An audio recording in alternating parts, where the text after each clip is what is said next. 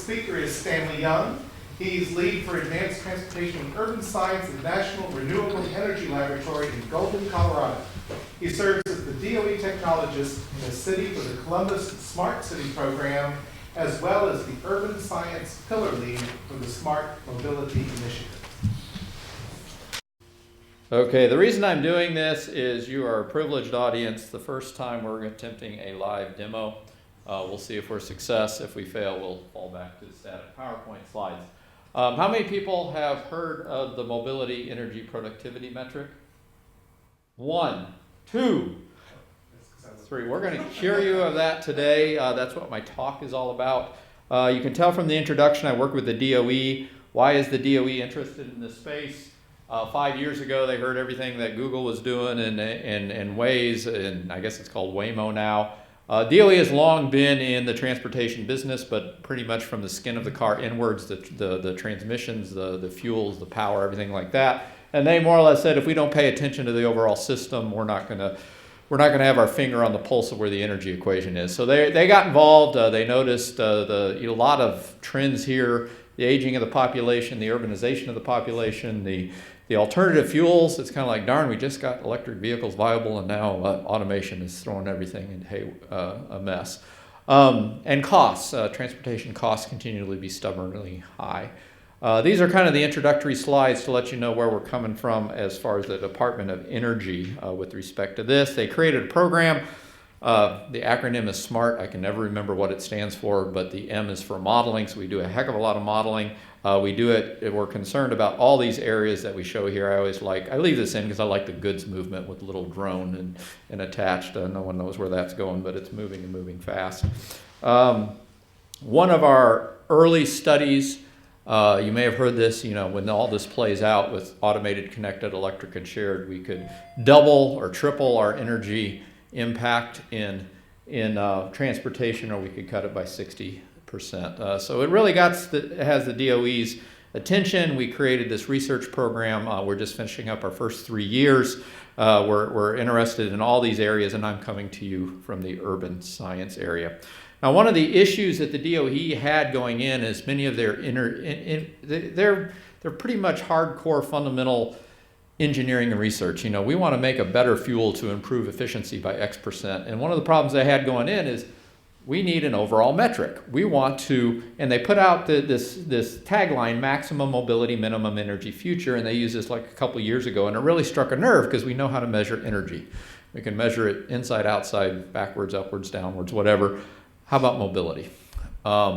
We have a ton of mobility or transportation networks that's either vehicle specific or infrastructure specific or anything like that, but nothing at the top level so that the DOE could say, hey, we want to double the mobility energy efficiency. As I like to say, they want to go from miles per gallon to mobility per gallon, and what does that mean? They even acknowledge we can spend more energy in the transportation sectors, but who knows there? But the corresponding benefits have to be greater. So we created this mobility energy productivity metric that is exactly that. We define mobility as the quality of a network or system to connect people to goods, services, and employment that define a high quality of life. For those of you who are familiar with transportation, that sounds a lot like an accessibility metric, and it is. It's an accessibility metric weighted to travel time, affordability, and energy, all three of them. So if you can get that balance of connecting people to goods, services, and employment, and it's either less expensive, uses less energy, or less travel time, it generally goes up. It'll go down if you impact the other part of the equation. So we've been working with that. It's generally this massive GIS program that takes cost measures, travel demand data, energy efficient measures, land use data, and travel times and isochrones, and blends them all together and gives you a pictorial of what's going on. You've heard of walk score, you've heard of bike score, you've heard of transit score. This is an overall mobility score in an open source context. That means everything's open and published and you can use it. And it's sensitive to all three of travel time, affordability, and energy. And it is multimodal. It's for vehicles, it's for walking, it's for biking, it's for pedestrians, it's for TNCs, and it's for any other mode that we invent out there. Here's an example. If you're in downtown Columbus, I work with Columbus a lot, and that pin is the middle of Ohio State University. Usually I get a woof if there's an OSU grad, I guess not. And to demonstrate what this does, at the middle of the university, if you have 10 minutes to cycle somewhere, this is the land area you can reach, and everything that's color-coded is all the goods, services, and employment that you can reach. If you have 20 minutes, it looks like this. If you have 30 minutes, it looks like that, so forth and so on. For every pixel, we calculate and develop what we call these isochrones for every mode across the entire metropolitan area, and we sum them all up, and then we can slice and dice it by activity, we can slice and dice it by mode, or we can aggregate it all together. In the end, it makes some really cool pictures. So the last slide on the metric itself before I show you the visualizations is this. We quantify the number of opportunities. That means the goods, services, and employment that define a high quality of life. And we do it across all modes. We do it by trip purpose. Employment is 1/4 of all trips and 1/3 of all miles is getting to work. So that's very important. But then there's shopping, there's access to medical care, so forth and so on. And then it's weighted by the time, energy, and efficiency, all based on that before we bring it all together. And this is what Columbus, Ohio looks like in that perspective. If you drive, this is what the map looks like. Of course, it's green. Because Columbus, Ohio is predominantly auto-dominant city. If you're stuck with transit, you're pretty much confined to the Cleveland Avenue and the downtown. Biking is not bad. You can get around Columbus by biking, and walking, again, is the downtown area. We can also break it apart. If you want to get to jobs, they're pretty much consolidated in a few areas. Restaurants are more accessible. Social recreation, you see they highlight in 3 different areas corresponding to where all that is. And then the shopping and errands tend to line up along the major corridors. One new mode. We got this and we did it for the 4 modes. And Uber and Lyft are all the rage. What is the map for TNC? Alejandro, who we work with, has documented all the deadheading and overheading and all that stuff. You hear about wages, you hear about convenience. What is the net benefit? I had not seen a metric. I said, we're going to run TNCs through the map and see what we get. That's what we did. We first had to model transportation network companies. How did we model it? We basically took the driving isochrones and then we impact them a weight penalty associated with dialing up the Uber and Lyft. We impacted the energy penalty because we know there's deadheading miles. My colleague Alejandro did all that. And then the cost penalty, because it cost, what is it, $2 per mile or something like that. And we ran it through the whole thing, and that's what these slides show of how we modeled all that. And in essence, what we got out was that TNCs provided about 25% of the map that driving would. And they provided it everywhere. And we have yet to fully develop this. We kind of got our hands slapped from Uber because we got some waiting time off their API, and they said, hey, you can't use that for research purposes. I'm like, okay, we got to do something else. But generally, we were able to put a number on the benefit. Overall, the mobility provided by transportation network companies and taxis in the mobility energy spectrum is about 25% of driving, which is both spatially all across the metro region and, on a quotient wise is larger than the other modes. And that's kind of why it's caught on so fast. Visualizing the map. This is where we're going to take a little risk and transfer over to this. Okay, you are the first live demo. A colleague of ours, Tom Grushka, who's really very talented in mocking up visualizations. This is a visualization. We calculated MEP for over 50 cities in the United States, and it's probably getting closer to 100 right now. And we did it based on nationally available sources. And we said, okay, until we get this into the visual realm and get people a chance to see before and after. And so we did this for Dallas. Shout out a name of a major city here. Atlanta, Georgia. I love this. It kind of flies in and out. There we go. And you can begin to see on the MET spectrum. Give me another couple. I'm going to do this just to get the flying thing here. DC, Washington, DC. I was going to do, all my static slides are on Washington if this fails. So we're going to travel in there. You can see Baltimore and Washington, D.C. light up. And this is for the overall MEP aggregate score, which we add up all the modes in order to get this. We'll dive down. One more city, and then we'll go a little more in depth. What do you want to see? Okay, Seattle, I heard that. Seattle, Washington. going to the west coast. And you see those red blotches? I think those are the lakes. There's no access there. There's nothing to access. So that's kind of cool. Okay, we're going to zoom in on one particular city. I'll take any of them. Anybody want to volunteer their home city? Or if not, we'll go to D.C. Washington. Okay, Washington it is.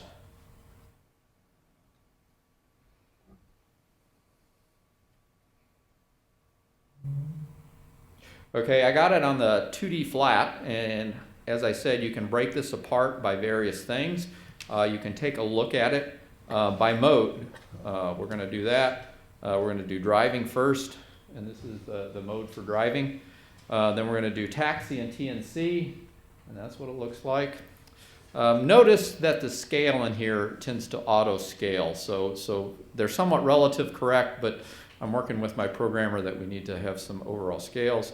If you take a look at the transit, it tends to go downtown and in the corridors. I'd like the corridors to light up a little bit where the metro is, but we have yet to get there. Biking, generally in the denser areas. And then again, walking right downtown is probably the best. Washington's not a great walking city unless you're right downtown Washington, as I've been stuck doing so several times.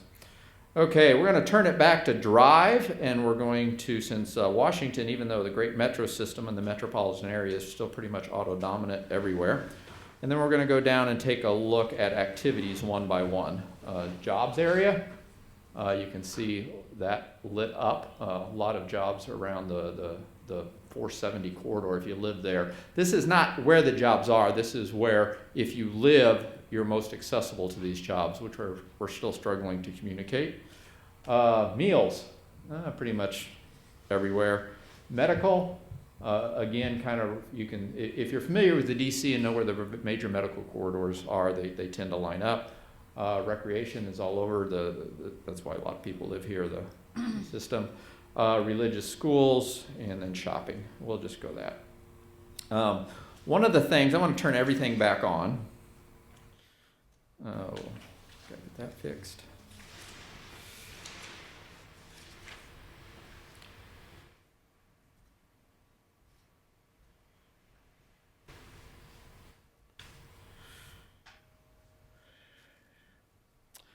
Is you want to visualize this quality of mobility. I mean, if you've moved recently in the past 5 years and had to do the search, you know what's important to you, whether it's schools or walkability or bikeability or access to good restaurants, or in my case, it's access to the closest Lowe's and Home Depot, because I'm kind of a home remodeling nut. And you begin to search that way. But I've moved enough in life that I've been surprised. Moving from the middle of Kansas to D.C., I thought, oh, D.C. would be great and accessible. Well, come to find out that where I lived in D.C., it was not. In fact, we were so surprised as we were on the Eastern Shore, and it took us 40 minutes to get to anything. Versus living in the middle of Topeka, Kansas, I was 15 minutes from about all my goods and services. So that's what we're trying to evoke. I had the programmer say, well, let's begin to take a look at this map with respect to where people live, the population density.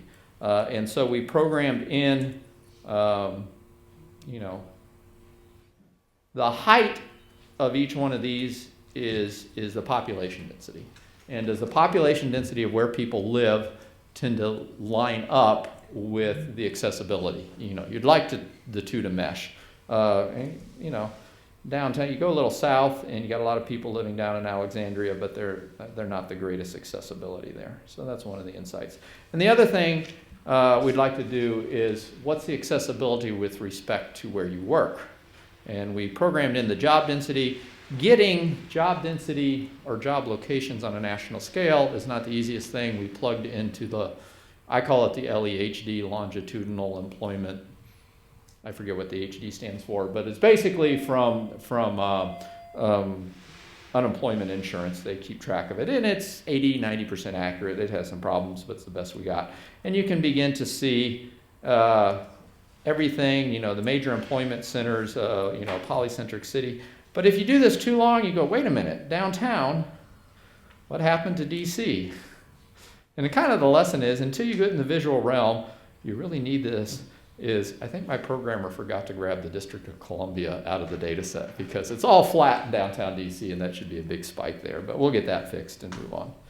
So I'll switch it back to population density for some, we have that as appropriate. Takes a little while to crunch and grind though.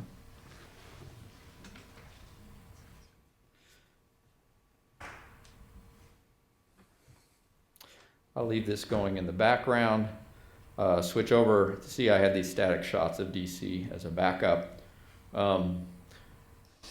If you know enough of the program, you can isolate and say keep the same scale. It's still trying to perfect that. And if you take even a look at DC with respect to driving, with respect to TNCs, and with respect to all the other modes combined, and keep the scale consistent across all three, there's some stark contrast there as these maps show. Lastly, MEP is the central lens through which the advancements in the Department of Energy, this smart mobility program, are being viewed. There's a huge modeling effort going on in San Francisco and Chicago, and the MEP is being used to take a look at those outputs, make sure they're consistent. Already we've said, hey guys, you know, this isn't going to intuition, go back, check your inputs again, and flagged a few problems. But it gives you that visual output of what's going on for the future. We're really projecting forward automated, connected, electric, and shared 20, 30 years and trying to figure out both the energy equation as well as the mobility equation. We're working with the American Society of Civil Engineers, particularly the Transportation and Development Institute, to try to get this methodology formalized and getting it out there as a provisional standard. And it really resonates with what you see discussed, whether it's in the DOE or in the DOT or in the Department of Housing. Commute Act that came out last year, and it has language in there that resonates with what we're trying to do with this mobility, energy, productivity metric. We're working with the Colorado Department of Transportation to integrate it into its statewide transportation model.